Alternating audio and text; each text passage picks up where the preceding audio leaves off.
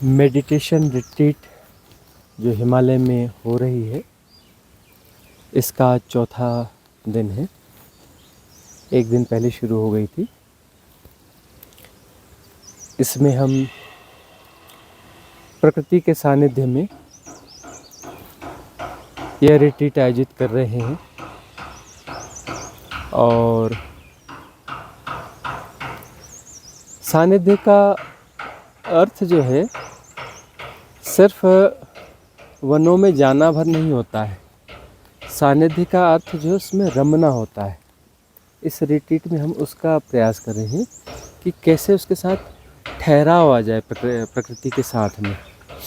एक टूरिस्ट है, वो जाता है, एक पॉइंट छूता है तो दूसरे पॉइंट जाता है, तीसरे पॉइंट जाता है, लेकिन वो प्रकृति के साथ रेजोनेंस क्रिएट नहीं कर पाता है। एक बहुत सारे लोग हैं ना जो प्रकृति के बीच में जाते हैं और आते हैं, घूम फिर भी लेते हैं, लेकिन रेजोनेंस फील नहीं कर पाते। अंदर एक बेचैनी बनी रहती है, अरे यह देख लिए, अरे उधर चलिए, उधर एक्साइटमेंट, और वो ठहराव नहीं हो पाता। तो प्रकृति के साथ जुड़ना यानी एक कला है, अलग ही कला है प्रकृति के साथ जुड़ना। तो इस रिट्रीट में हमने बहुत कुछ ऐसा जो है रिलैक्सनेस उसको जोड़ने की बात करी। जैसे हमें दिख रहा था कि थोड़ा अनरिलैक्स है, तो जानबूझ के हमने आज थोड़ा सब डिले किया, डिले करके कि आप लोग यहाँ बैठे रहें, बैठे धीरे धीरे आप यहाँ पर सेटल हो जाएंगे। वो बेचैनी और वो हड़बड़ी ख़त्म हो जाएगी और उसके बाद हम आए तो छोटे मोटे काम कर लिए इस बीच में। तो तब तक आप जो है आपका रेजोनेंस बन गया इस जगह से। नहीं तो मन क्या बोलता है, अरे शायद वो जगह अच्छी होती, अरे शायद उधर चल जाते, शायद उधर चले जाते जो ज़्यादा अच्छा होता, यहाँ ये कमी है। लेकिन एक बहुत बड़ा चमत्कार है ये, हम चूँकि प्रकृति के सानिध्य में रहे हैं और पिकनिक हम बहुत करते रहे। साल में जो है जो बड़ी पिकनिक है, मतलब होल डे वाली या 2 दिन वाली, ये वाली, साल में हम 100 से ज़्यादा पिकनिक करते रहे, मिनिमम 100। और ऐसी छोटी पिकनिक कि 2-3 घंटे के लिए चले गए वो करके, उस साल में 200-250 पिकनिक वो वाली कम से कम होती थी। हाँ, मतलब ये कि एवरीडे पिकनिक। हम कुछ काम करते थे तो दिन में 3 घंटे 4 घंटे काम करते थे, हफ्ते में 2 या 3 दिन हम कुछ काम भी करते थे, स्मार्ट तरीके से करते थे, उससे ज़्यादा काम नहीं करते थे। बाकी बस पिकनिक का मतलब ये होता है कि प्रकृति के सानिध्य में जाना और वहाँ ठहर जाना। स्नान यहाँ करना है तो अरे नदी में जाकर स्नान कर लेंगे, जंगल की पहाड़ी नदी जहाँ कोई आदमी नहीं होता है ना, और अपना जो है जंगल है, पहाड़ है और अकेले हैं, आराम से नहा रहे हैं घंटा भर। मतलब हड़बड़ी नहीं है, हमें बस जाके छू के नहीं लौटना है, उसको जीना है, प्रकृति को जीना है। वो हमने ग्रुप बनाए थे, बहुत लोगों को वो जीना सिखाया वहाँ पर भी, तो वो लोग अभी भी उस तरीके से उसको एंजॉय करते हैं नेचर को। तो ये हमारे यहाँ जो टूरिज़्म चल रहा है ना, चलो ये बात निकल आई है तो अभी ऐसा ही टूरिज़्म चल रहा है। पूरा पैकेज ले लेते हैं, इस जगह पे गए, हाँ ये हो गया, ये साइट सीन हो गया, साइट सीन नंबर 2 चलो, ये 3 का टाइम हो गया। पर देखो ऐसा देर करोगे तो 7 की जगह 5 हो जाएंगे, 2 साइट सीन आपके छूट जाएंगे, हैं। तो वो जो है सब ऐसा देखा गया। तो उससे अच्छा देखना तो आजकल ऐसा है कि इंटरनेट पर सब पे उपलब्ध है और बड़ी बड़ी टीवियाँ हैं, बड़ी बड़ी स्क्रीन्स हैं, उस पर आप घर में अटैच करके देख सकते हैं। लेकिन प्रकृति को जीना है वाली बात है तो उसके साथ ठहरना पड़ता है। आप 10 जगह ना जाएं, एक आध जगह ही जाएं, 1-2 जगह ही जाएं, और लेकिन वहाँ पे ठहरें। अब ये जो है ऐसे आप अपना घूमते चले गए तो आपको अच्छा लगेगा, लेकिन थोड़ी देर बैठ गए ना, बैठते ही वो जगह फिर धीरे अंदर आपको सब कुछ बैठने लगता है, ठहराव आने लगता है। बैठने का मतलब ठहराव, और जब ठहराव आता है तब रेजोनेंस, प्रकृति अपने आप सुंदर लगने लगती है। और किसी एक जगह आप लंबे समय तक रह जाए ना, अगली बार आप जब भी इस जगह से गुजरेंगे, यह जगह आपको अपनी सी लगेगी। अरे यहाँ ये तो वही जगह है, यहाँ रेजोनेंस हो चुका था कि पेड़ पौधों के साथ हमारी एनर्जी आपस में घुल मिल गई, कुछ परायापन नहीं लगेगा यहाँ आपको। तो ये जगह जो है आपको हर बार, कभी भी आपको साल 2 साल 5 साल बाद भी इस जगह से जब आप गुजरेंगे ना, तो यहाँ जाते जाते आप सीधे नहीं जा सकते, थोड़ी देर ठहर जाएंगे, कोशिश करेंगे, समय है तो अरे 10 मिनट और बैठ जाते हैं, ये वही तो जगह है ना। जब खूब देर बैठे थे बहुत अच्छा लगा था। अच्छा लगा था का मतलब क्या होता है कि हम जो है प्रकृति के साथ रेजोनेंस में आए थे, ठहराव हो गया था। प्रकृति गो स्लो है ना, वहाँ कोई हड़बड़ी नहीं है और हम भी हड़बड़ी में नहीं हैं, रिलैक्स हैं। तो फिर हम लोगों में जो है एक जुड़ाव हो जाता है, मतलब हमारी इंडिविजुअलिटी जो है वो डिज़ॉल्व होने लगती है और वननेस आने लगती है, हम प्रकृति के साथ जुड़ जाते हैं। तो प्रकृति के साथ जुड़ना हमने कहा है कि बहुत सौम्य मार्ग है परमात्मा का, लेकिन वही समझना पड़ेगा कि प्रकृति को जिया कैसे जाए, प्रकृति के साथ जुड़ा कैसे जाए, रेजोनेंस कैसे फील किया जाए। इसलिए जो वो अपना पिकनिक वाले कॉन्सेप्ट है, तो इसको जो है पुराने समय में वनभोज कहा जाता था। वनभोज कि वन में जाना और वहाँ पे भोज, क्योंकि भोजन यदि आप वहाँ करोगे तो दौड़ते भागते नहीं कर सकते, भोजन के लिए बैठना ही पड़ेगा। आप कोई जगह चुनोगे, देखोगे और वहाँ बैठोगे, बैठ के ही तो भोजन करोगे ना। और भोजन यदि बनाना है, बनाने में भी आपको समय लगेगा, तो उसमें भी आप अपना जुड़ जाओगे प्रकृति के साथ में।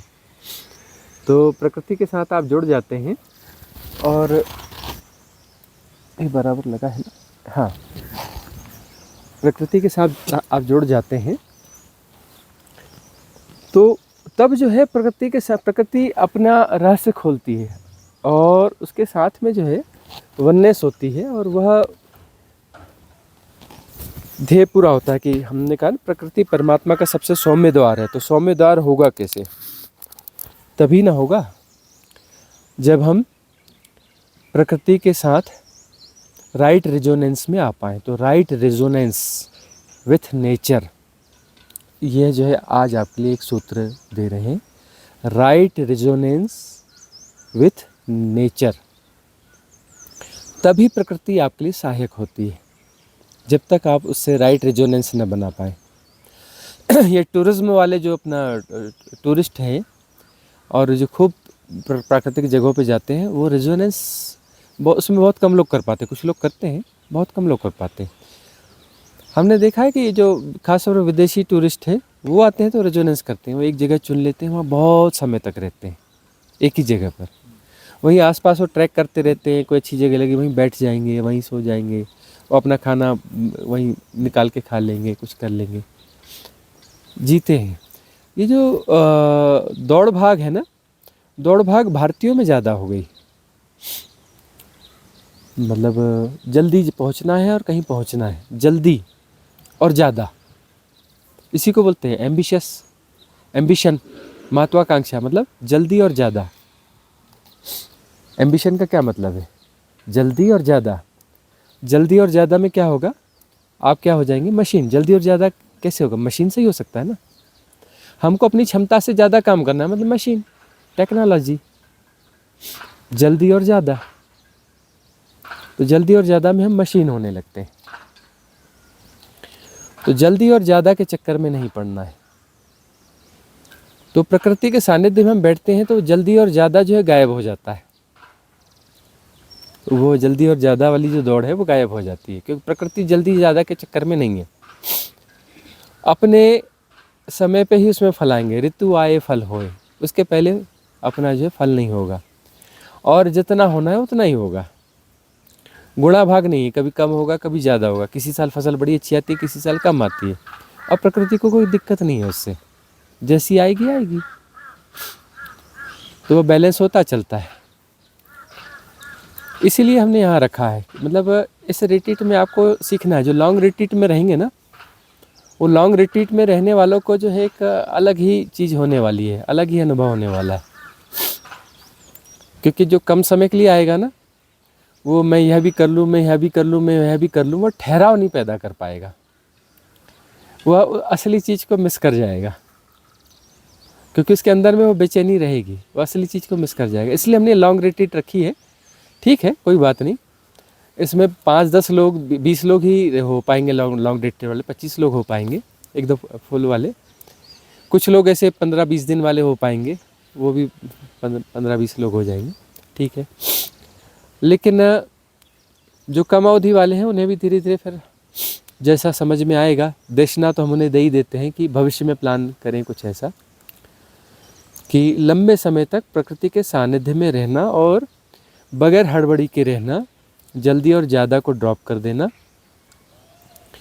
तो महत्वाकांक्षा जो है वह डिज़ॉल्व होनी ज़रूरी है, क्योंकि सबसे बड़ी इन्फ्लुएंस स्ट्रीम जो है ना वो महत्वाकांक्षा की है। एम्बिशियस माइंड जो हमारा बना दिया गया ना, एम्बिशंस। तो एम्बिशंस जो है वो हमें लेस ह्यूमन बना रही हैं, वो हमें लेस ह्यूमन बना, हमें मैकेनाइज कर रही हैं।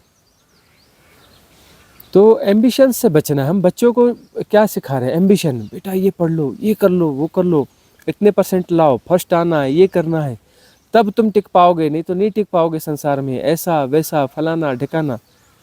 हम उन्हें शुरू से ही मशीन बनाने के चक्कर में पड़ जाते हैं।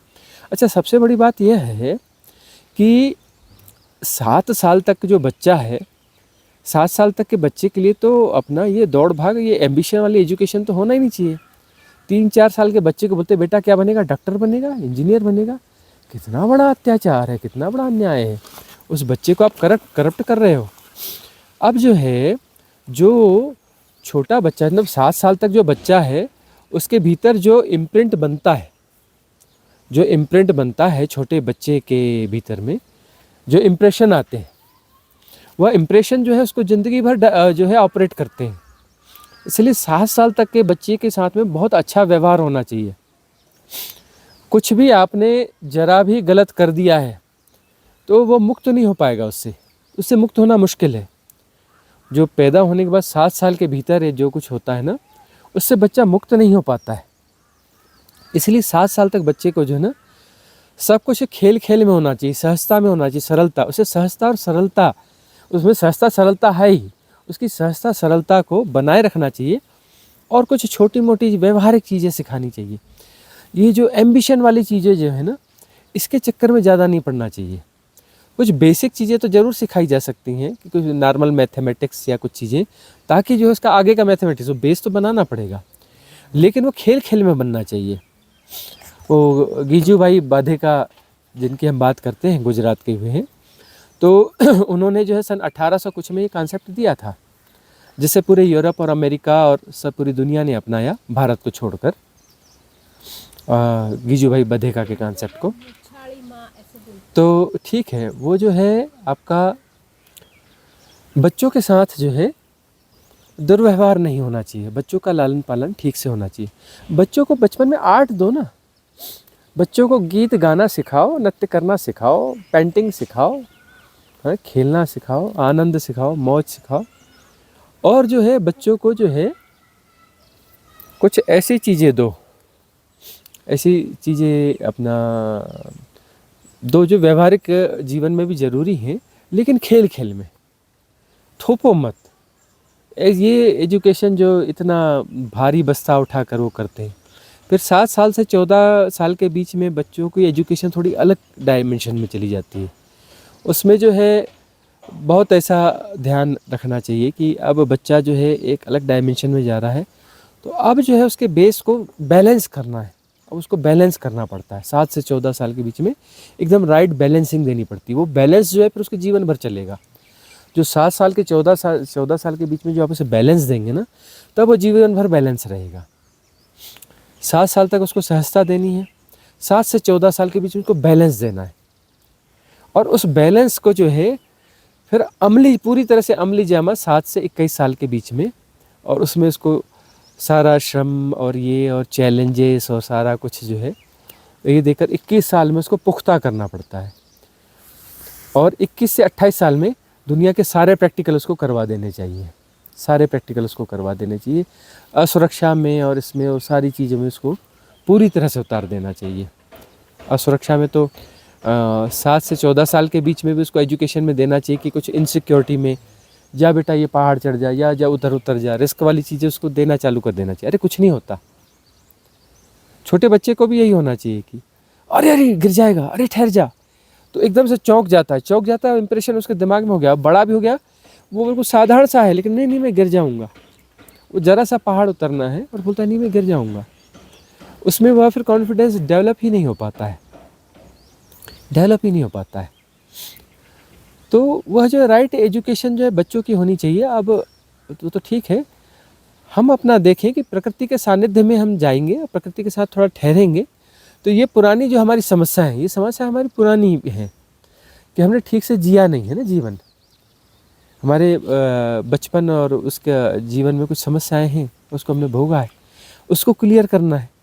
वो यदि क्लियर हो जाएंगी, वो समस्याएं यदि क्लियर हो जाएंगी, तब जा कर के जो है बात बनेगी, तब जा कर के बात बनेगी, वो सहजता सरलता फिर से आएगी। अब साधना फिर से सहज सरल होने की है, तो सहज सरलता को हमने वहाँ जिया नहीं है जैसा हमें जीना चाहिए था। तो अब सहजता सरलता को वापस हमें जीना है, तो प्रकृति के सानिध्य में फिर जाना पड़ेगा, फिर से बच्चे होना पड़ेगा। बात आती है ना अध्यात्म में, कि अध्यात्म का क्या मतलब है, फिर से बच्चे होना पड़ेगा।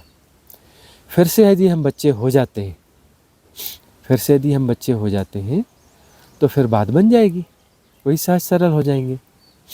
वो सारी चीज़ें हैं क्लियर हो जाएंगी, जो रॉन्ग इम्प्रेशंस जो है हमारे सबकॉन्शियस माइंड में पड़े हुए हैं, जो उल्टे सीधे पैटर्न्स बन गए हैं, जो हमें सहज जीवन जीने में बाधा देते हैं, उसकी सफाई होनी है, क्लिनजिंग होनी है। तो क्लिनजिंग के लिए ध्यान की विधियाँ तो ज़रूरी हैं ही हैं, और क्लिनजिंग की हम विधियाँ दे भी रहे हैं, ज़्यादातर विधियाँ हम क्लिनजिंग की दे रहे हैं, सफाई की दे रहे हैं। उसके अलावा जो है प्रकृति का सानिध्य, प्रकृति का सानिध्य अपने आप में एक महत्तम विधि है। इसके साथ में दोनों को जोड़ दें, साधना को भी जोड़ दें, प्रकृति का सानिध्य, दोनों को, उन विधियों को जोड़ दें, तो एकदम मल्टीप्लाई, एकदम फास्ट स्पीड में हो जाएगा, और जो है वो सारी क्लिनजिंग प्रॉपर हो जाएगी। सारी क्लिनजिंग यदि प्रॉपर हो गई, तो फिर बस भवसागर से पार है, क्योंकि सहज होने के लिए तो हैं हम। सहज हो गए तो पहुंच गए। अब वो सहजता जो है, जो पेड़ों में है, पशु पक्षियों में है, उसमें बोध नहीं है, उसमें बोध नहीं है। अब जो है करप्ट होने के बाद में, करप्ट होने के बाद फिर से वह फिर से बोध आएगा और फिर से सहजता आएगी, तो इसमें क्वालिटी होगी। अब बोलते हैं कि भाई लोग करप्ट क्यों होते हैं, बेईमान क्यों हो जाते हैं, लोभ क्यों हो जाता है, ये भगवान ऐसा क्यों करता है, फलाना क्यों करता है। वो क्वालिटी जो है ना तभी आएगी कि जब आपके पास में ऑप्शन है कि आप गलत करो या सही करो, बेईमानी करो या ईमानदारी करो, ये आपके पास ऑप्शंस हैं। तो यदि ऑप्शंस हैं और उसमें आप अपना तब ईमानदारी को चुनते हो, तब ये बोधपूर्वक चुनना हुआ। अब आपके पास बोध है, तो बोध में आप नीचे भी जा सकते हो, ऊपर भी जा सकते हो, इसलिए इसका महत्व है। तो यह जो है अच्छा है, जो करप्ट हुआ है, मनुष्य पहले करप्ट हो जाता है, गड़बड़ हो जाता है, गिर जाता है, तरह तरह के विकारों में फंस जाता है। इन विकारों से जब उठता है तो बोधपूर्वक उठता है, तो फिर जो तब वो उस चीज़ को वापस प्राप्त करता है, तो वह उसका गेन है। उस गेन में फिर क्वालिटी होती है, और तब वह वहाँ पर डिज़ाल्व होता है। बोधपूर्वक डिज़ाल्व हुआ जा सकता है, एक पशु डिज़ाल्व नहीं हो सकता। एक पशु जो है वह भी परमात्मा है, लेकिन सोया हुआ परमात्मा है। सारी लीला इसी बात की है कि परमात्मा परम चैतन्य है, तो वो जो है एक सोए हुए परमात्मा, सोया हुआ मतलब कम चैतन्य, सोया मतलब जीरो नहीं होता, पत्थर भी पूरा सोया हुआ नहीं है, 1-8% जागा होगा, है ना। तो पूरा सोया हुआ परमात्मा नहीं, वह उसमें जो है अनअवेयरनेस जो है वो ज़्यादा हो जाती है, और वो अवेयरनेस की ग्रोथ है। पत्थर से मनुष्य होना की यात्रा क्या है, पत्थर से मनुष्य ना, पत्थर से यह हुआ वह हुआ फलाना हुआ, मतलब क्या, ये सब कॉन्शियसनेस की यात्रा है ना, बोध की यात्रा है ना, चेतना की यात्रा है ना, चैतन्यता की यात्रा है, ऐसे कहें। ये क्या यात्रा है, चैतन्यता की यात्रा है ना, लेस से मोर, है ना, कम से ज़्यादा, चैतन्यता की यात्रा है। वह चैतन्यता की यात्रा होते होते अब मनुष्य जो है, मनुष्य काफ़ी हद तक चैतन्य हो जाता है। मतलब ये कि 10% चैतन्यता जो है सामान्य मनुष्य में, ऑर्डिनरी मनुष्य में होती है, 10%। 90% उसका सबकॉन्शियस माइंड होता है, और 10% उसका कॉन्शियस माइंड होता है। अब उस 10% को जो है 100% पे ले जाना है। 100% हो गया तो फिर मुक्ति हो गई, 100% चैतन्यता हो गई तो मुक्ति हो गई। तब जो है बोधपूर्ण हो गया, बोधपूर्ण हो गया तो बात पूरी हो गई। बोध अपूर्ण है तो लेसन बाकी है। तो अब ये जो है, यहाँ जो है लेसन दिया जा रहा है, सब प्रकृति परमात्मा ये सब कुछ है, ये आपको प्रतिक्षण रोज लेसन ही दे रहा है। रोज आपको जो है लेसन ही दिया जा रहा है, आपकी शिक्षा चल रही है, कंटिन्यूअस है, हर ब्रीथ के साथ आपको शिक्षा दी जा रही है, हर ब्रीथ के साथ। और यह शिक्षा किस बात की, कि बोध की, जागो जागो। जो दुख दिए जाते हैं, तकलीफ दिए जाते हैं, जो भी दिए जाते हैं, क्यों दिए जाते हैं, जागने के लिए। जागो, बोधपूर्ण हो जाओ। तो बोधपूर्ण होने के लिए सारी यह शिक्षा आपको अस्तित्व के तहत, द ला के तहत, रित के तहत, है ना, ताओ के तहत आपको दी जा रही है। वह दी जा रही है कि आप जागें। तो जिस दिन आप पूरी तरह से जाग जाएंगे, सहजतापूर्वक जाग जाएंगे, साधो सहज समाधि भली, मतलब जागो लेकिन सहजतापूर्वक जागो। तो जब जागना पूरा हो गया और सहजतापूर्वक हो गया, एक जागना तो वह होता है कि जो है एक्सीडेंट होने वाला है और आप जाग जाते हो, लेकिन कितनी देर के लिए। जैसे वो एक्सीडेंट वाली घटना कट जाएगी, बेहोशी वापस आ जाएगी, है ना। और अपना जो है कोई एक बंदूक लेके खड़ा हो जाए आपको शूट करने के लिए, एक खतरनाक स्थिति सिचुएशन खड़ी हो जाए आपके लिए, तो तुरंत अवेयर हो जाते हैं, 100% अवेयर हो जाते हैं। 100 ना भी हो, 90, 95, 92 ऐसे % अवेयर हो जाते हैं, ठीक है ना। अब जो है भालू आ जाए, चलो भालू बड़ी बात चली थी, भालू का इलाका है ना, ब्राउन बियर का। भालू आ जाए तो सब जाग जाएंगे, जब तक वो खतरा है तब तक जाग जाएंगे, और जैसे खतरा टलेगा तो धीरे धीरे फिर वापस वहीं आ जाएंगे, जहाँ थे वहीं आ जाएंगे, लेकिन ग्लिम्स मिल जाएगा। इसीलिए कई बार खतरे वाले खेल, जो एडवेंचर का जो है ना बड़ा वो होता है ना, वो पैराग्लाइडिंग यहाँ होती है ना, पैराग्लाइडिंग करना है, पैराग्लाइडिंग। अब वहाँ पर जो है इतने ऊंचे पहाड़ से दौड़ के छलांग लेनी है, हवा में अटकना है जा करके, वो फिर हवा में उड़ते रहना है। तो वहाँ पर नीचे बहुत गहरा है, रिस्क है, तो एडवेंचर है। पहाड़ों की ट्रैकिंग है यदि खड़ी, एडवेंचर है। तो एडवेंचर का आकर्षण का क्या है कि वहाँ जो हम जाग जाते हैं, वहाँ खतरा है तो जागना पड़ेगा, यदि सोए रहोगे तो एक्सीडेंट हो जाएगा। तो ये जो है ना, इसका आकर्षण ही इसी बात का होता है, जो एडवेंचर का जो आकर्षण है ना वो इसी बात का है कि उस समय हम जागते हैं तो ग्लिम्स मिलती है, इसलिए वो करते हैं। तो प्रकृति में तो सब कुछ है, यदि प्रकृति के बीच में तो कई बार एडवेंचर भी हो जाता है, सब हो जाता है। तो सहजता और सरलता, बोधपूर्ण सहजता बोधपूर्ण हो, साधु सहज समाधि भली। प्रश्न आपका है ना शायद। हाँ समय जी नमस्कार। आज लगभग हर मनुष्य खास एक समस्या से जूझ रहा है। तो मैं आपको ज़रा विस्तार से बताता हूँ कि हर आदमी एक दौड़ में लग गया है, कुछ आपाधापी, जीवन के आपाधापी में लग गया है। आपने जैसे बोला, जल्दी और ज़्यादा पाने की दौड़ में लग गया है, धन के पीछे लग गया है। उससे रिवर्स एक इफेक्ट हुई है, वो आत्म शांति गंवा दिए, उसको संतोष गंवा दिया है। तो अब वो फिर से एक आत्म शांति के लिए, संतोष के लिए संतोष ढूंढ रहा है। तो वो अपने सोशल मीडिया पे वहाँ जाके कोई गुरु को ढूंढ रहा है। तो मानो जैसे एक कमोडिटी मार्केट बन गया है, एक बाजार बन गया हो, ऐसा डिमांड एंड सप्लाई जैसा बन गया। जैसे डिमांड बढ़ती है तो सामने इतने गुरु निकल पड़े हैं, जहाँ देखो एक यूट्यूब में सर्च करोगे तो 100 गुरुज आ जाते हैं। तो वो आदमी, वो व्यक्ति तो आत्म शांति तो कहीं ना कहीं गुरु से जुड़ जाता है, कोई गुरु से। तो ये राइट है या रॉन्ग है गुरु, वो पता नहीं, लेकिन एक मार्केट जैसा ये पूरा आध्यात्मिक अभी बन गया है ये स्थिति में। तो ये स्थिति में एक व्यक्ति को सही गुरु को पहुंचने के लिए या तो सही चुनाव करने के लिए क्या क्या ध्यान रखना चाहिए, जो इस बात का अनफोल्ड हो तो बहुत लोगों को इसका समाधान मिलेगा और मार्गदर्शन भी मिलेगा। पहली बात, डिमांड एंड सप्लाई, ये नियम तो परफेक्ट है, बराबर काम करता है, हमेशा काम करता है, हमेशा काम करता रहेगा। तो चूंकि अब उस जीवन को अडॉप्ट कर लिया गया है जहाँ पर स्ट्रेस है, आपाधापी है, दौड़ है, परेशानियाँ हैं। अब स्ट्रेस है तो स्ट्रेस क्या, स्ट्रेस रिलीज प्रोग्राम क्या, ऐसी कुछ नाम रहते हैं ना, स्ट्रेस मैनेजमेंट, ऐसे बहुत सारी चीज़ें आती हैं ना। मार्केटिंग के लिए फिर नए नए शब्द अपने आप आ जाते हैं, तरह तरह के प्रोग्राम्स आएंगे, ये आएंगे, कोर्सेस आएंगे, वो सब आएगा क्योंकि उनकी डिमांड है। तो वो बिकते क्यों हैं?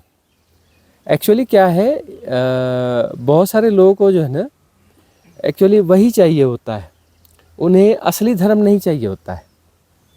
उन्हें असली धर्म और समस्या असली धर्म से ही मिटेगी। राइट मेडिटेशन और सही जो सद्गुरु है वही आपको उससे मुक्ति दिला सकता है, बाकी मुक्ति नहीं दिला सकते। लेकिन बाकी लोग जो इधर उधर से सीख करके कुछ करवाएंगे, उससे कुछ ना कुछ बेनिफिट ज़रूर मिलेगा, तभी तो उनके कोर्सेस चल रहे हैं, कुछ ना कुछ बेनिफिट ज़रूर मिलेगा।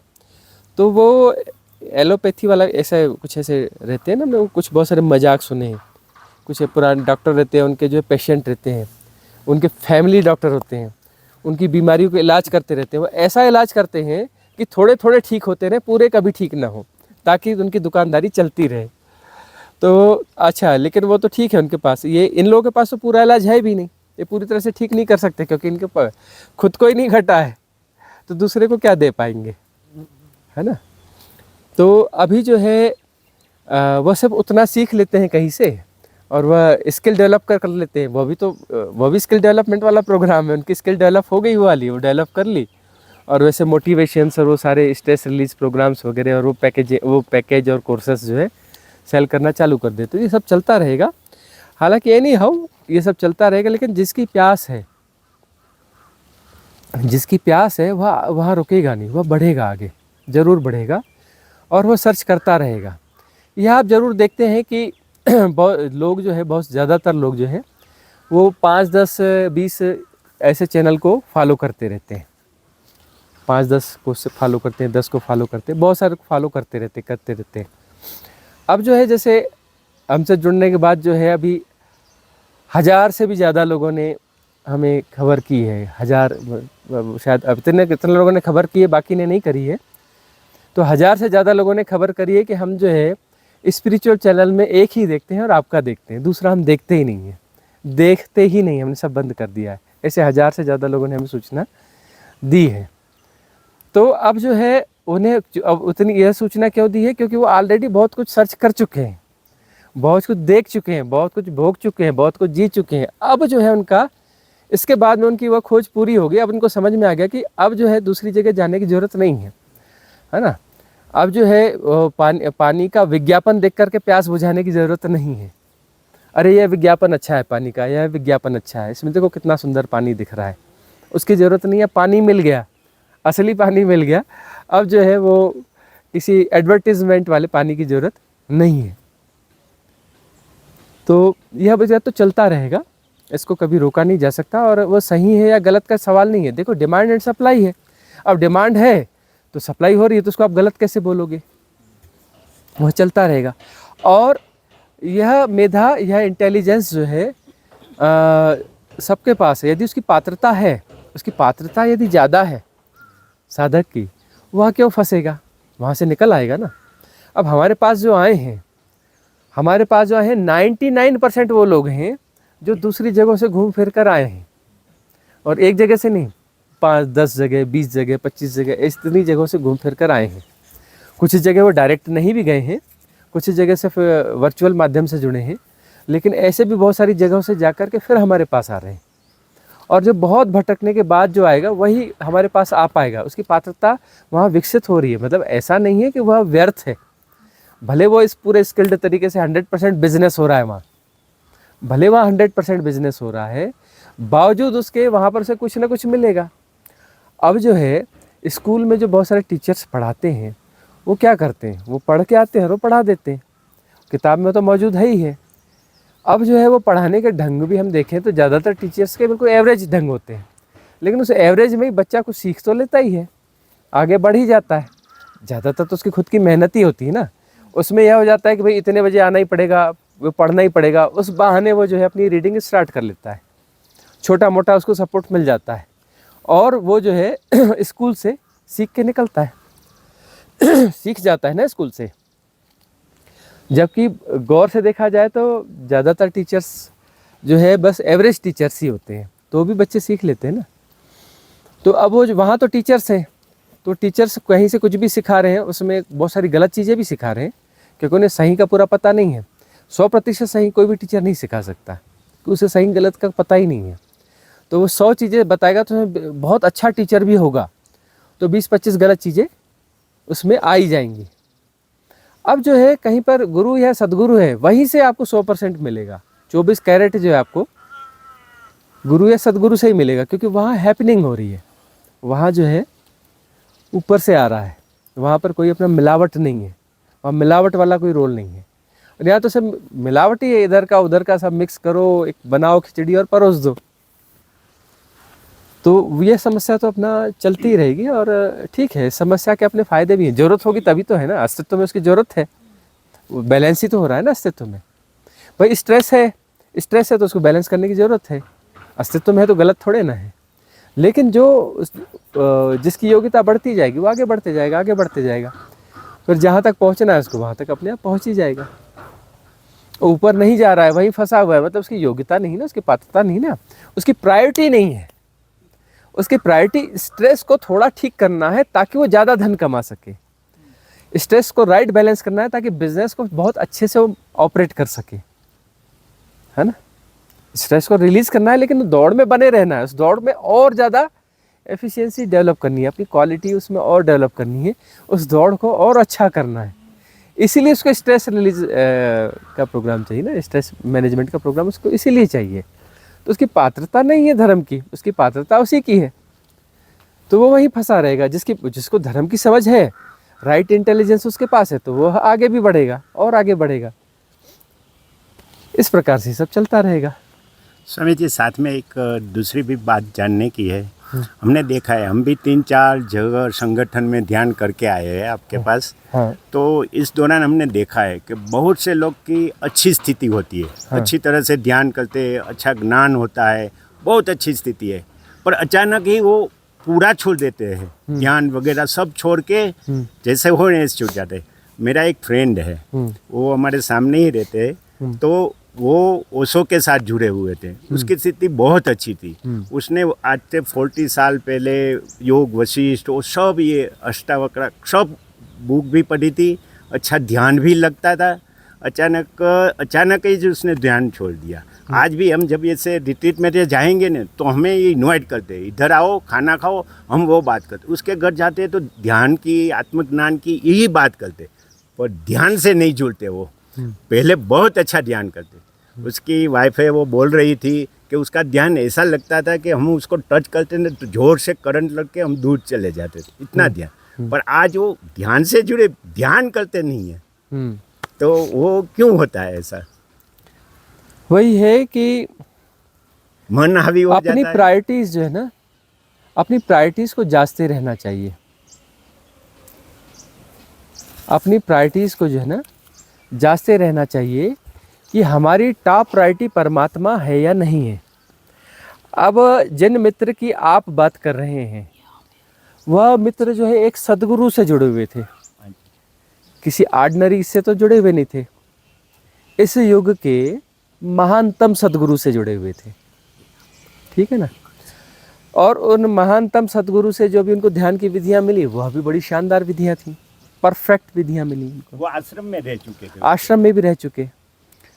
तो अब ओशो की परंपरा में तो हम भी बहुत आए गए हैं, हमें तो वहाँ का पता है। तो अब जो है वहाँ पर जो है इनकी स्थिति काफ़ी ऊंची चली गई है, और अभी उनका पतन जो है, पतन भी आंशिक पतन हुआ है, पतन नहीं हुआ है उनका। आपको लग रहा होगा कि बहुत पतन हो गया, पतन हुआ है उनका, लेकिन आंशिक हुआ है, ज़्यादा पतन नहीं हुआ है उनका। वो अटक गए हैं, उस पतन के पहले थोड़ा सा गिरते हैं, वो गिरे हैं थोड़ा सा, और उस गिरने को उन्होंने संभाला हुआ है कि ये इतना गिरापन, इतना मतलब जैसे वो जो है 60 पॉइंट चढ़ गए, 60 पॉइंट चढ़ गए और 10 पॉइंट गिर गए।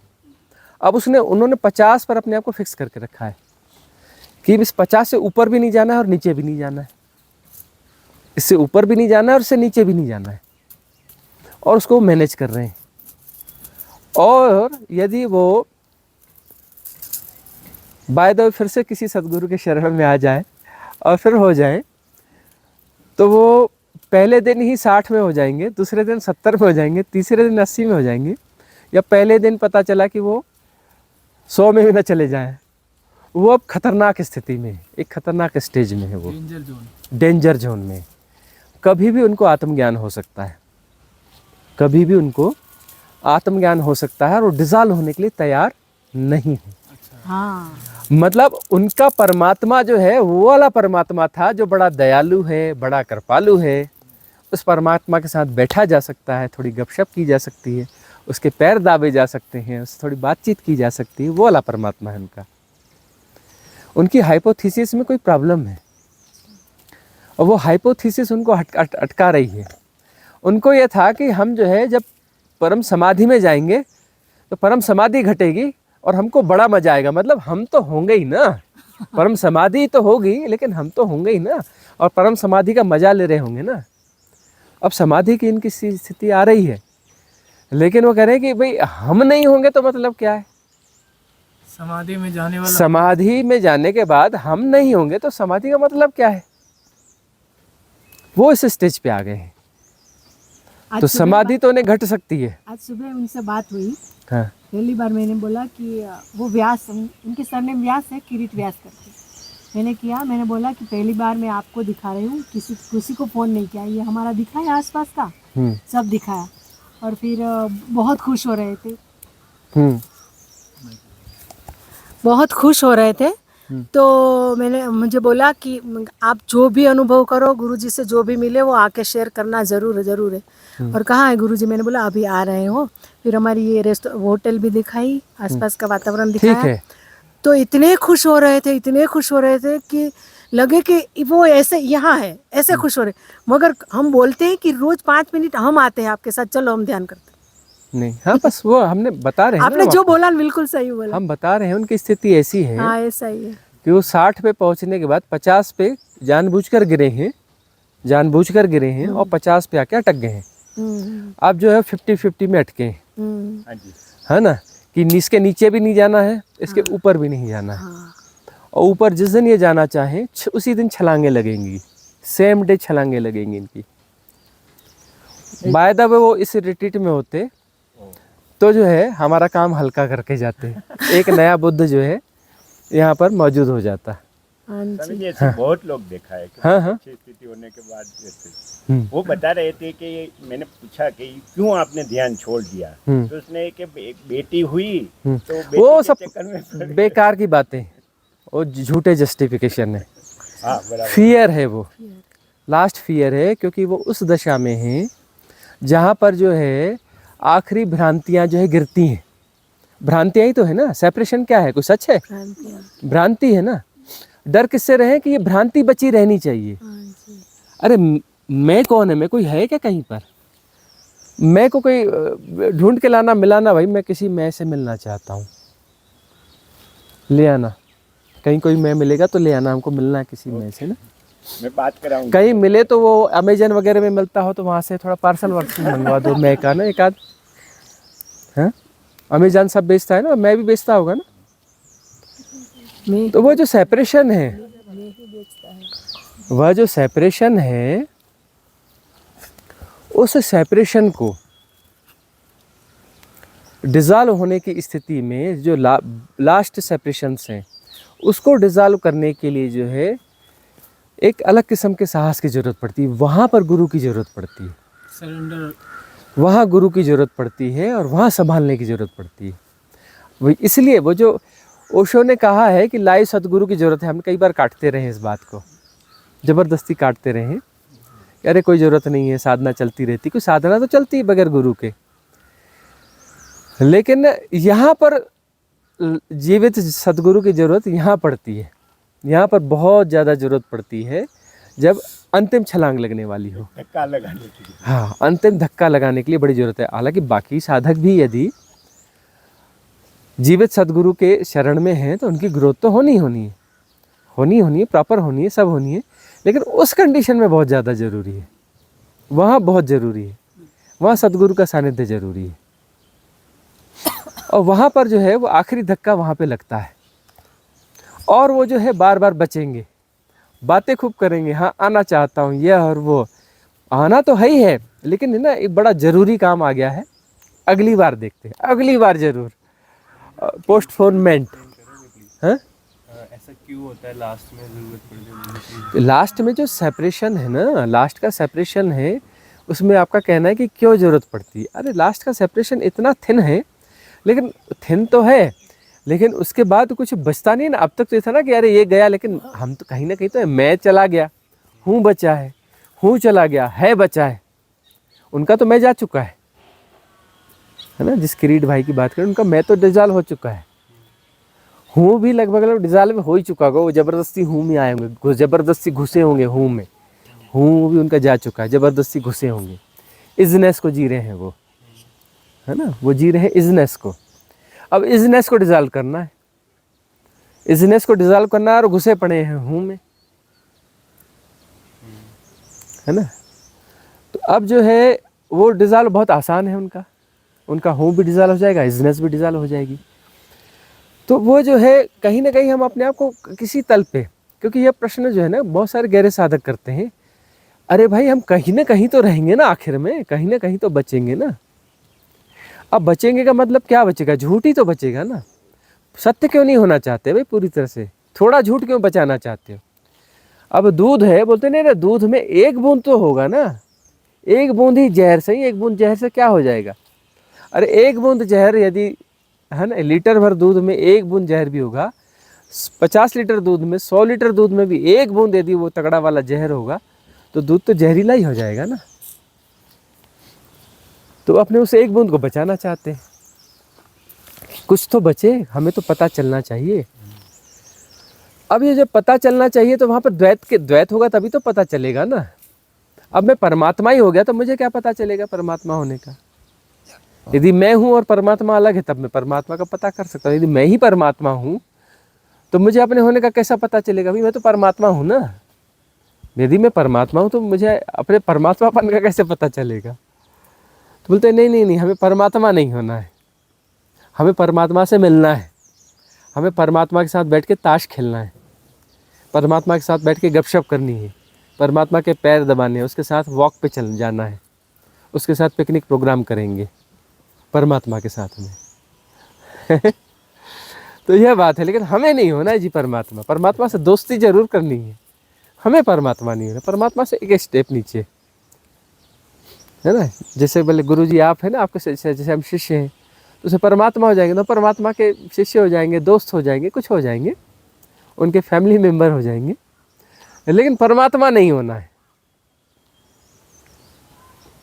यह चीज़ समझनी पड़ेगी, आखिरी अटकाव यही है। संसार में हम सब कुछ पानी में रहते हैं ना, तो हमें लगता है कि ये परमात्मा बस को बस पाना है। वही हो गया ना। अब सारी एजुकेशन ही, लास्ट चीज में वो मिल नहीं रहा। हाँ सारी एजुकेशन पाने की है ना, तो वो पैटर्न ही हो गया कि पाना है तो धर्म पाना है, ध्यान पाना है, परमात्मा पाना है। वो पाने की भाषा जो है वो भाषा हमें भटकाए हुए। तो परमात्मा भी पाना है, इसलिए हम बार बार कहते हैं कि परमात्मा को छुआ नहीं जा सकता, परमात्मा को छुआ नहीं जा सकता, लेकिन परमात्मा हुआ जा सकता है। जैसे ये अभी बात चली है, ये जिंदगी की आपाधापी में सब लोग जुड़े हुए हैं, सब लोग फंसे हुए हैं। तो लेडीज़ को एक समस्या रहती है, कितने काम रहते हैं, तो हम लोग कई बार मल्टीटास्किंग भी कर लेते हैं। जैसे फॉर एग्जांपल मशीन में कपड़े भी डाल दिए, फिर अगर सब्जी वाला आया तो सब्जी भी लेने गए, अभी गैस के ऊपर कुकर भी रखा है, एज अ एग्जांपल। तो ऐसे मल्टीटास्किंग हम कर लेते हैं, क्या वो सही है, मीन्स करना चाहिए या नहीं करना चाहिए? अब देखिए कि आप जिस जीवन को जी रहे हैं, कि आपका कोई जॉब भी है, दूसरी चीज़ें भी हैं, टाइम मैनेजमेंट करना है, तो यह तो फिर होता ही है, यह तो करना ही पड़ेगा। लेकिन सहजता को यदि विकसित करें, सहजता से करें, तो वह भी आनंदपूर्वक हो सकता है। मल्टीटास्किंग भी आनंदपूर्वक हो सकती है। ध्यान दें कि मल्टीटास्किंग के बगैर अभी जो इन्फ्लुएंस स्ट्रीम है उन्होंने जीवन मुश्किल किया हुआ है। बहुत सारे इन्फ्लुएंसेस हैं ना, वो इन्फ्लुएंसेस जो है वो महंगाई बढ़ाते रहते हैं, जीवन मुश्किल बनाते रहते हैं। वर्ल्ड वाइड ऐसे इन्फ्लुएंसेस चलते हैं जो महंगाई बढ़ाते हैं, और आप जो है कम पैसों में सर्वाइव नहीं कर सकते, तो फिर आपको पैसों की ज़रूरत है। पैसों की शर्त यह है कि मल्टीटास्किंग करोगे तो पैसा मिलेगा तब आप सर्वाइव कर सकते हो। भाई आपको जो चाहिए, लिविंग कास्ट जो है, साधारण कास्ट भी वो बहुत हाई जा रही है, ऊपर जा रही है, नॉर्मल लिविंग कास्ट भी ऊपर जा रही है आपकी। तो वो तो आपको जो इन्फ्लुएंस सिस्टम अपने जाल में फंसाएगी। तो फंसाएगी तो अब वो तो मल्टीटास्किंग तो करनी ही पड़ेगी, है ना। जैसे चलते चलते हम कोई प्रवचन सुने, ये भी तो मल्टीटास्किंग हुआ। हाँ, ये भी मल्टीटास्किंग हुआ, लेकिन फिर भी वो सदुपयोग तो है। कि चलना हो रहा है, वह भी हो रहा है। तो इसमें अब यह हो सकता है कि हमें जो वहाँ जाना है, हम वहाँ 10 मिनट में पहुँच रहे हैं, और हमारे पास यदि ऐसा है कि चलेगा 15 मिनट में पहुँचेंगे तो भी चलेगा, तो उसको उसमें जो है स्लो कर दें। तो उसमें उस समय एक सहजता आएगी, उस सहजता में वो जो सुनना है, सुनने में भी क्वालिटी हो जाएगी, उस रिलैक्स में। फिर टहलना होगा, चलने की जगह टहलते टहलते जाएं और सुने।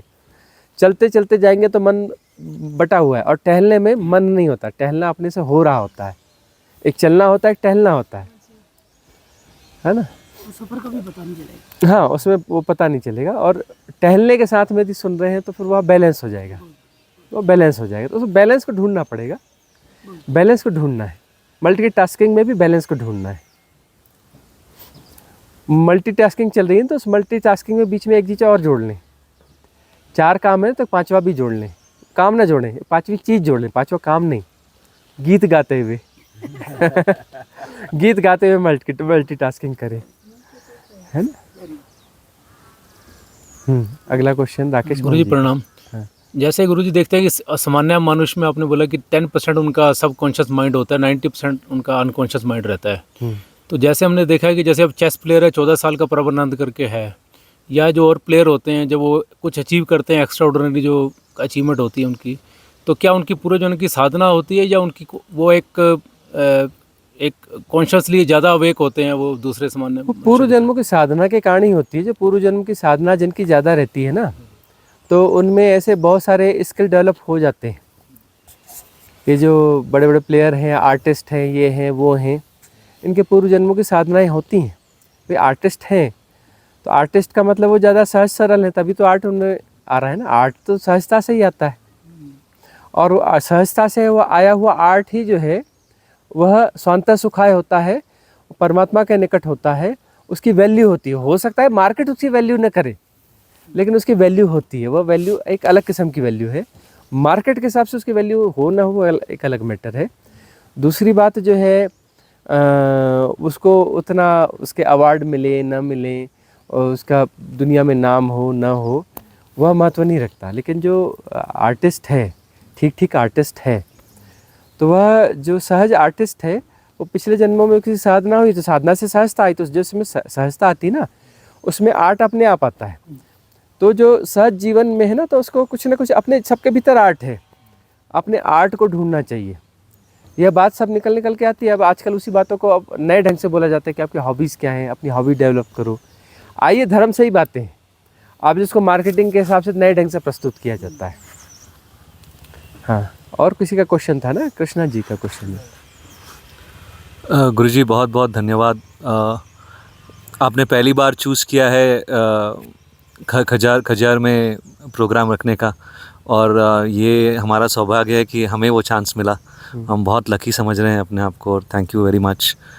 मेरा क्वेश्चन ये है स्वामी जी कि सेल्फ़ रिस्पेक्ट और ईगो में क्या फ़र्क है? अगर ईगो हर्ट होता है और सेल्फ़ रिस्पेक्ट हर्ट होता है, ये कैसे पता करें कि सेल्फ़ रिस्पेक्ट क्या है?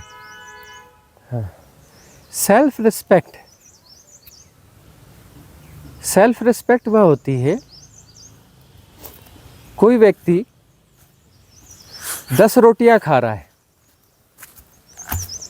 तो उसको सेल्फ रिस्पेक्ट नहीं है। हमारी परिभाषा यह है, कोई 10 रोटियां खा रहा है, राइस खा रहा है, दिन में 4 बार खाना खा रहा है, खूब खा रहा है, तो उसको सेल्फ रिस्पेक्ट नहीं है ना। और जो है कोई अपने शरीर के साथ कुछ और अत्याचार कर रहा है ना, वो जिम जा रहा है, जिम में खूब काम कर रहा है, सेल्फ रिस्पेक्ट नहीं है।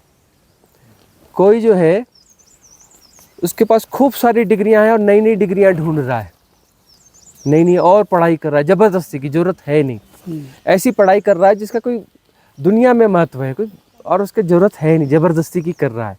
सेल्फ रिस्पेक्ट उसके पास नहीं है, अपने साथ गलत कर रहा है। सेल्फ रिस्पेक्ट का मतलब ये होता है, जो ये देख रहा है कि जो है मैं अपना प्रकृति के बीच में जा रहा हूँ कि नहीं, सुबह शाम थोड़ा ताज़ी हवा में जाता हूँ कि नहीं, ओपन स्काई रहता हूँ कि नहीं, ठीक से स्नान करता हूँ कि नहीं, शरीर शुद्ध रखता हूँ कि नहीं, यह सेल्फ रिस्पेक्ट है। इसको थोड़ा सेल्फ लव पे जा सकते हैं। हाँ, सेल्फ लव भी बोल सकते हैं, और यही सेल्फ लव ही तो सेल्फ रिस्पेक्ट हुई ना। अब सेल्फ रिस्पेक्ट के नाम पे हम जो क्या करते हैं कि जो ईगो है ना, तो जो सॉफ्ट ईगो है, उस सॉफ्ट ईगो को हम सेल्फ रिस्पेक्ट बोल देते हैं। एक होता है प्रतिसंवेदन। तो प्रतिसंवेदन का अर्थ है कि हमारे भीतर से जो उस समय घट जाए, मतलब हम सहजता में जी रहे हैं। सहजता में जीने वाला व्यक्ति ऐसा थोड़ी ना गुस्सा नहीं करता, कई बार गुस्सा कर देता है सहजता में जीने वाला, लेकिन उससे हो रहा है, वो प्लानिंग के तहत नहीं हो रहा है, और वो होता है, उसको समझ में किसी को आ रहा हो ना आ रहा हो, आगे वाले के लिए कल्याणकारी होता है, आगे पीछे वो कल्याणकारी होगा। समझ में आज आए, 10 दिन बाद आए, 1 साल बाद आए, तब समझ में आएगा कि फलाने ने जो है गुस्सा उससे हुआ था, उसने किया नहीं था, और हुआ था तो उसके ये हम पे ये प्रभाव पड़े थे, वो प्रभाव फ्लावरिंग हो गई, उस प्रभाव से ये बेनिफिट हो गए। तो वो जो है ना, वो एक प्रतिसंवेदन अलग होता है। प्रतिसंवेदन में वो जो प्रतिक्रिया होती है ना, बड़ी सहज प्रतिक्रिया होती है। स्वाभाविक कुछ बोला है तो सेल्फ रिस्पेक्ट हर्ट होना है या ईगो हर्ट होना है? किसी ने कुछ बोला है तो आपको अच्छा नहीं लग रहा? हाँ, आपको अच्छा नहीं लग रहा है, तो एक्चुअली उसमें ज़्यादातर मामला तो यही होगा कि वह ईगो हर्ट हो रहा है ना। और वहीं पर कि कहीं पर ऐसा प्रतिसंवेदन भी होता है कि वह अनुचित है, एक स्वाभाविक रूप से अनुचित है, और यह व्यक्ति जो है ऐसा करते हुए आत्महानि भी कर रहा है। और हम सहज प्रवाह में इससे जो विषय सर्कल पैदा होगा कि यदि हम इसको जो है, एक अंदर से एक विजडम रहती है कि यदि हम इसको यहाँ पर इसका प्रतिक्रिया नहीं देंगे तो ये आगे भी परेशानी पैदा करेगा, और इस प्रकार का सब कुछ होगा। वह इंटेलिजेंस अपने आप कर लेती है, तो इसको यहाँ ब्रेक देना जरूरी है, ब्रेक देना जरूरी है, लेकिन ये प्यार से नहीं समझने वाला है, इसको उसी की भाषा में समझाया जाना चाहिए। और यह डिसीजन 1 सेकंड से भी 1000वें हिस्से में भीतर अपने आप हो जाता है विजडम के द्वारा, और उससे अपने आप वैसा निकल जाता है, और हम अवेयर रहते हैं, उस अपने आप को देख रहे होते हैं, वह सब होते हुए हम अपने आप को देख रहे होते हैं, और वह हो रहा होता है। तो यह प्रतिसंवेदन है, और यह बुरा नहीं है कि आगे के विषय सर्कल भी तो अपने को देखने हैं ना। प्रतिसंवेदन का ढूंढेंगे शब्द। प्रतिसंवेदन पर हमने बहुत सारी चर्चाएं करी हैं।